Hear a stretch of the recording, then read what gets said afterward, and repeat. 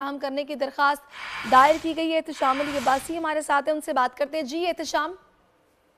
जी बिल्कुल, फवाद चौधरी का केस है। आज उन पर जो है फर्द जुर्म आयद होनी थी, लेकिन एक बार फिर फर्द जुर्म आयद जो है वो मौखर हो गई है। फवाद चौधरी की जानिब से केस के दस्तावेजात मुहैया करने की दरख्वास्त दायर की गई है।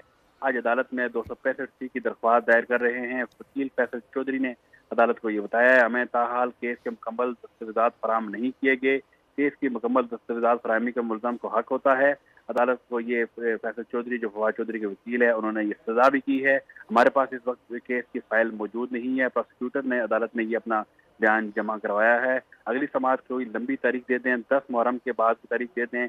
ये फैसल चौधरी ने सजा की है अदालत से। एडिशनल सेशन जज अब्बास ने केस की समाअत की है और फवाद चौधरी को सही। 265 की दरख्वास्त पर 14 जुलाई को दलाइल तलब किए हैं। फवाद चौधरी के खिलाफ केस की समाअत 14 जुलाई तक मुलतवी कर दी गई है। जी ठीक है, बहुत शुक्रिया आपका अपनी सूरत हाल से। आगे बढ़ेंगे। शोहदाए पाक फौज को बोल न्यूज़ का सलाम है।